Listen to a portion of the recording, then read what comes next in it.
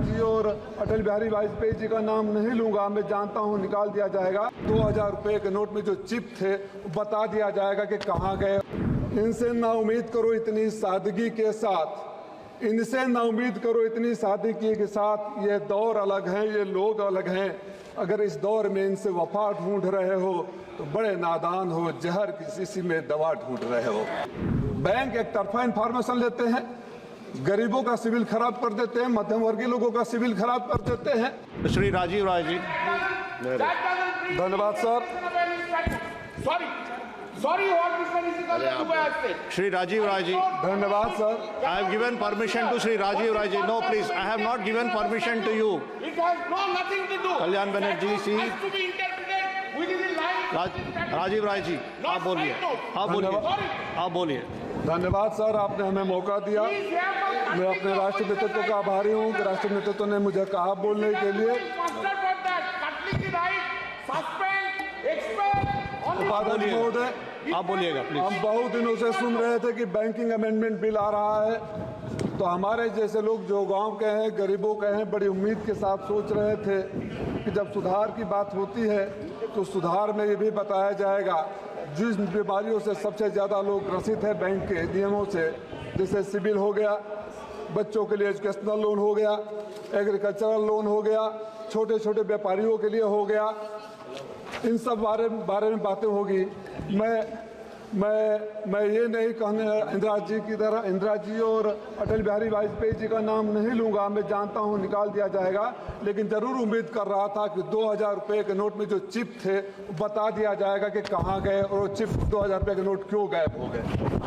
मैं इलीगल थे इसलिए मैं ये भी उम्मीद कर रहा था कि अब तक बता दिया जाएगा बैंकिंग लॉ में अमेंड करके कि जो 15 लाख रुपए आ गए थे वो कब और कैसे बांटे जाएंगे। लेकिन फिर ख्याल आया कि हम किन लोगों से उम्मीद कर रहे हैं। इनके लिए 2 लाइनों के बाद बात करेंगे।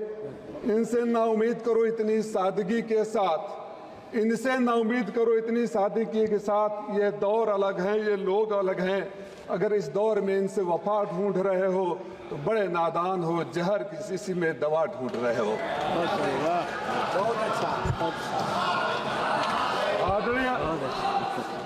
आदरणीय उपसभापति महोदय, हमारे मित्र डॉक्टर संबित पात्रा गोलगप्पे खाए, पेटीएम से पैसे पे कर दिए। 2%, 1-1.5% के हिसाब से कितना पैसा कहां चला गया। अगर पेटीएम कमीशन नहीं लेता तो मेरा पैसा सीधे गरीब को जाता, 10 रुपये का उसको 10 रुपये मिलते और बीच में दलालों को दे दिया गया। और पहली बार हुआ कि पेटीएम का प्रचार माननीय प्रधानमंत्री जी ने किया। ये परंपरा भी पहली बार शुरू हुई। उपसभापति महोदय, पिछले 3 सालों में बड़ी अच्छी टर्मिनोलॉजी लाते हैं लोग। मैंने कोशिश कर दिया था पिछले 3 सालों में उद्योगपतियों के 5,64,365 करोड़ रुपया राइट ऑफ कर दिए गए। अलीगढ़ के हैं। अगर ये कहा जाएगा अलीगढ़ के हैं कि माफ कर दिए तो आप कहेंगे नहीं राइट ऑफ कर दिए। मैं आज आपसे अपने नेता के सामने मांग करता हूं कि देश के किसानों के ऊपर चाहे जितना भी कर्ज हो सबको राइट ऑफ करने की घोषणा कर दो, हम स्वागत करेंगे। ठीक बात। ये आपकी बुद्धि कहीं और नहीं आती है। आपने चौथी सबसे बड़ी अर्थव्यवस्था की बात करते हैं, तीसरी सबसे बड़ी अर्थव्यवस्था की बात करते हैं। हमारे जैसे लोग तब सदन में नहीं थे, लेकिन टीवी पर सुनकर हमारा सीना चौड़ा हो जाता था जब कोई कहता था कि देश में रुपए की केवल कीमत ही नहीं गिरती है, देश का स्वाभिमान भी गिरता है। तो हमें लगा था कोई आएगा स्वाभिमान बढ़ाएगा। मैं तो आपसे जानना चाहता हूं कि देश के स्वाभिमान को किस रसातल में आप भेज दिए और कहां तक गिराने का इरादा है। चौथी अर्थव्यवस्था हो जाएगी, डॉलर की कीमत के सामने रुपए की कीमत खत्म हो जाएगी और आप अपनी पीठ थपथपाएंगे। इस देश की वो बैंकिंग सिस्टम है जो गरीबों के घर से दिन भर की कमाई निकालता है। मैडम, मैं आपसे अनुरोध करूंगा, विचार जरूर करिएगा कि अगर गरीब दिन भर सब्जी खरीदता है और रात को बैंक में डालता है, अगले दिन बैंक में डालता है, फिर निकालता है, तो अपने पैसे पर ट्रांजैक्शन फीस।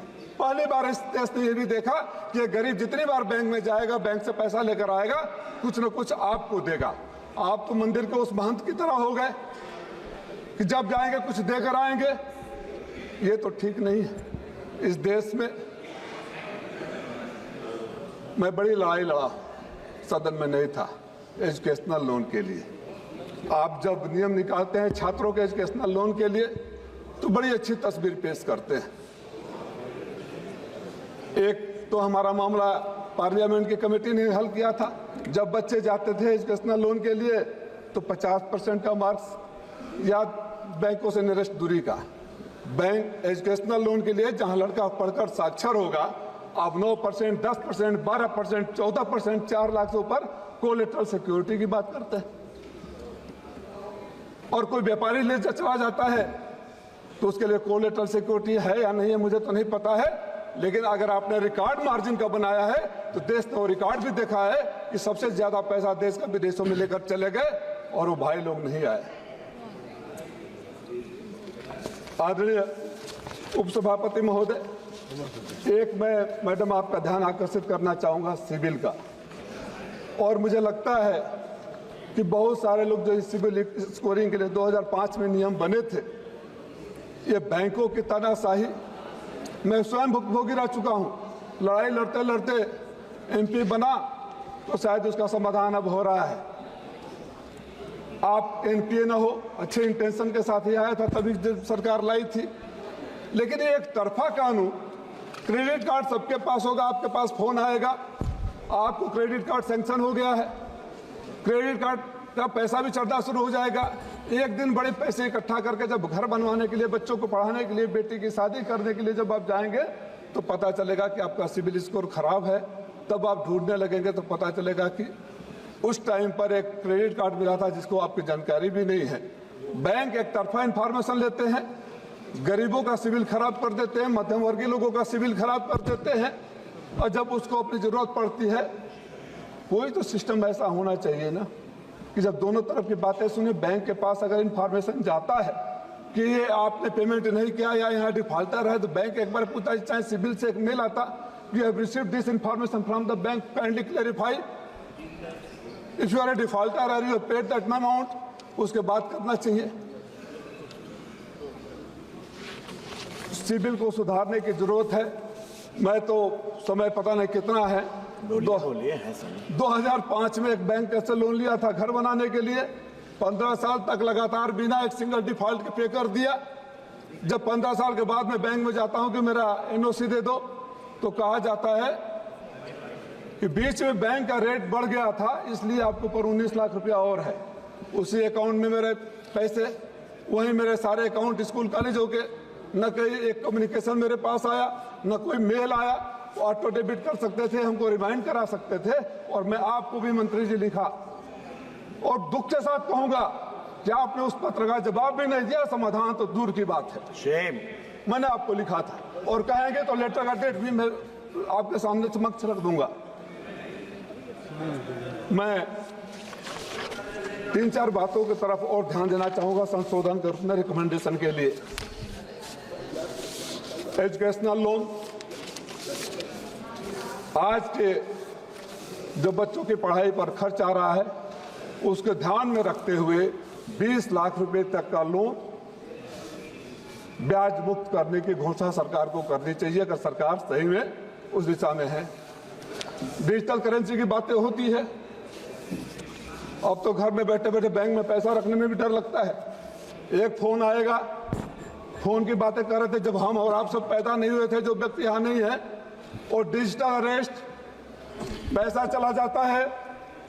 ये आप ही के टेक्नोलॉजी की देन है ना। नंबर 1 फ्रॉड यूपी में हो रहा है। सबसे ज्यादा फ्रॉड हमारे यूपी में है। लाकरों में नॉमिनी का नाम बढ़ा दिया। क्या बताने का कष्ट करेंगे इस सदन को कि अगर मेरे लाकर में करोड़ों रुपया है और चोरी हो गए या गायब हो गए तो बैंक की लायबिलिटी कितने की बनती है। जहां तक मेरी जानकारी है, बैंक की कोई लायबिलिटी नहीं है। 1 लाख रुपया तक यूपी में 37 लाख से एक साथ चोरी हो गए थे। कानपुर में लॉकर चोरी, गाजियाबाद में लॉकर चोरी हुई। कानपुर में हुए, गाजियाबाद में हुए, आंध्रा में हुए, कुर्ग में हुए। कितना आप निकालेंगे तो आपके पास लिस्ट आ जाएगा। लाकर में आदमी मेहनत का पैसा ले जाकर रखता है, आप फीस लेते हैं, लेकिन पैसा गायब हो गया। तो कोई जिम्मेदारी नहीं। बैंक साइबर फ्रॉड के ऊपर आप कानून बनाते हैं, व्याख्यान देते हैं, लेक्चर देते हैं, मैसेजिंग होती है, लेकिन हर रोज लोगों का पैसा लूटा जाता है। मैं गरीब व्यापारियों के लिए जो कर्ज दिए जाते हैं उनको मैं 20 लाख रुपया, शिक्षा लोन पर मैं 20 लाख रुपया, और किसानों का फिर मैं मांग करूंगा। अगर बैंकिंग रिफॉर्म करना है तो जो आपके मित्र चले गए हैं बाहर, जो इस देश के तथाकथित उद्योगपति चले गए हैं, जिन बातों को कहकर आप सरकार में आए थे, अपने उन पुराने वीडियो को देख लीजिए, अपने पुराने भाषणों को देख लीजिए, उस पर अमल लाइए। और देश के किसान जो भी बॉर्डर पर तरस रहे हैं, भीतर आने के लिए आत्महत्या कर रहे हैं, बच्चे आत्महत्या कर रहे हैं, बेरोजगारी बढ़ रही है, उस पर ध्यान दीजिए, तब बैंकिंग रिफॉर्म होगा। गरीबों का पैसा अपने बैंक में डाल देने से रिफॉर्म नहीं होता है। उस रिफॉर्म का कोई मतलब नहीं है कि आप चौथी अर्थव्यवस्था बन जाइए और एशिया की सबसे कमजोर करेंसी का नाम भारतीय रुपया हो जाए। इन सब तो जा रहे हैं, नहीं, कोई बात नहीं, को बोलना है। क्या खत्म करो। एक खजांची का जन्मदिन होता है, बोले खजांची बैंक में जो पैदा हुआ उसका जन्म। और हमारे लिए आपकी नोटबंदी, हमारे लिए उस देश के लिए उस नोटबंदी, जो नोट अपने पैसे के लिए बैंक के लाइन में जो माँ लगी थी, हम माँ लगी थी, और जब बच्चा पैदा हो गया उस खजांची का जन्मदिन हमारे राष्ट्राध्यक्ष मनाकर आपको याद दिलाते रहते हैं तो नोटबंदी नहीं था। सही कहा गोगोई जी ने, आप तब ठेंगा दिखा रहे थे, आपके लिए अट्टहास का विषय था, आपके लिए गर्व का विषय था। अगर प्रधानमंत्री जी कहे होते कि पैसे तो बैंकों से ले लिए लेकिन मैं विदेश जाने नहीं दिया, तब हम सब ताली बजाए होते। लेकिन प्रधानमंत्री जी खुश थे कि गरीबों के घर में शादी है, बैंक में पैसे नहीं है। तो उन सब पुरानी बातों को सीखते हुए संशोधन की जो बात करते हैं तो कॉस्मेटिक चेंजेस नहीं होने चाहिए, सही संशोधन होने चाहिए। इस उम्मीद और विश्वास के साथ कि संशोधन गरीबों के लिए होना चाहिए, संशोधन किसानों के लिए होना चाहिए, संशोधन छात्रों के लिए होना चाहिए, तब तो संशोधन की बात बनती है, नहीं तो बात बेमानी होगी। आपने मौका दिया, धन्यवाद।